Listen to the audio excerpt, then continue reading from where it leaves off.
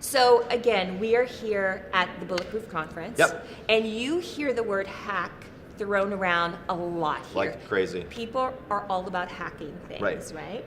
So I'm going to ask you for sleep hacks. You got it. Can you give me 3 to 5? I know there's probably many more because I really want people to walk away from this interview and walk away from our chat to really like a call to action, like something that they can do tonight. Absolutely. When they're going to bed that can significantly change their sleep or their sleep pattern or their...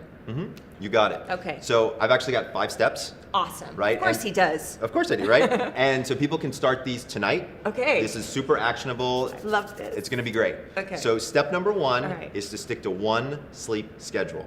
Okay. So, and what do I mean by that? I don't just mean go to bed at the same time, because sometimes that's not so easy, right? It's Friday night, maybe you want to go out for dinner, go to the movies. I mean wake up at the same time every day, including Saturday morning and Sunday morning. Oh my God. I know, that stinks. But let me explain why. Okay. If you the wake up time is when you get light into your eyes. That turns off the melatonin faucet in your brain and resets your circadian rhythm every single morning. So if you reset your rhythm at the same time every morning, your body knows when to sleep and when to be awake. You'll find you fall asleep more quickly and you get better quality sleep for the sleep that you're getting. So remember, wake up at the same time every morning, step number 1. Okay. All right? Okay, Step number got 2, it. caffeine. All right?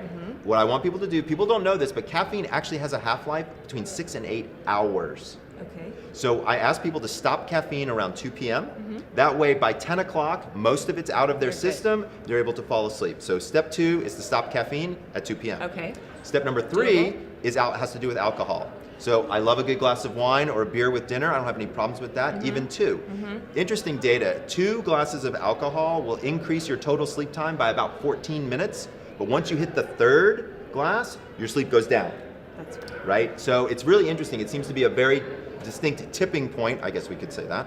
But between 2 and 3, that's where it goes bad. Because remember, there's a really big difference between going to sleep and passing out. We don't like the passing out side, we like the going to sleep side. So step number 3 is to wait 3 hours after your last alcoholic beverage before lights out. Okay.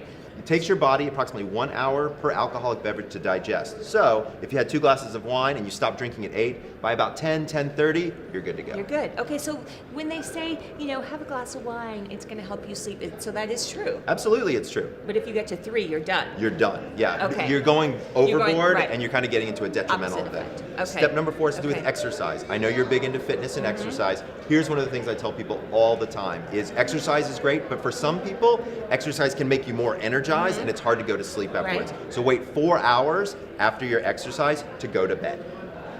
Okay, are we talking about like super strenuous exercise, or are we talking about like if you're doing a few squats right before bed? Like, A is few that okay? squats or something like that before bed is fine. Okay. I'm talking like a 20 to 30 minute workout. Okay, got it. Right? Because some people Yeah. do like to work out Which is fine. later in the evening. Which is Okay. fine. But I want them to stay 4 hours, no exercise. Because what happens is your body gets all jazzed up and then it's hard to fall asleep because your course. body's tense and ready to roll. Okay. Last step number 5, is to get 15 minutes of sunlight every morning. I love this. It's great. It's awesome. First of all, you can get outside, get some fresh air, which is Yes. key. And you need to do this within 30 minutes of waking up. Okay. Within 30 minutes of waking up, get 15 minutes of sunlight. And I'm not saying stare at the sun. I'm just saying be outside, have your glass of water, read the paper, walk the dog, whatever it is that you want to do. But that sunlight gets into the optic nerve and turns off that melatonin faucet again. And that's really what we want to have happen in the Okay, morning. so if you're outside, a lot of people do this, so I'm just going to ask for everyone, Yep. no sunglasses. No sunglasses. Okay, because you want it to get in your eyes. Right. And no sunscreen. You don't need sunscreen for 15 minutes. No, you don't. You don't. Okay. So there we go. So let's review for everybody. Okay. Step number 1 is wake up at the same time, one time every day, including the weekends. Right. Step number 2, stop caffeine by 2 p.m. Okay. Step number 3, stop alcohol 3 hours before bed. Step number 4, stop exercise 4 hours before bed. And step number 5 is get 15 minutes of sunlight every morning. High five. He rocks. Okay, we can all do that. Absolutely. This we is can easy. do this, and we'll have more tips coming for you for sure. So stay tuned. We're going to be talking to Dr. Breus a lot. He and I might even go. We're talking about doing some little adventures Absolutely. out in the field to really yeah. kind of hack some different issues for Oh, yeah, you. for sure. So that'll be really fun, and we hope you all join us. Thank you. Take care.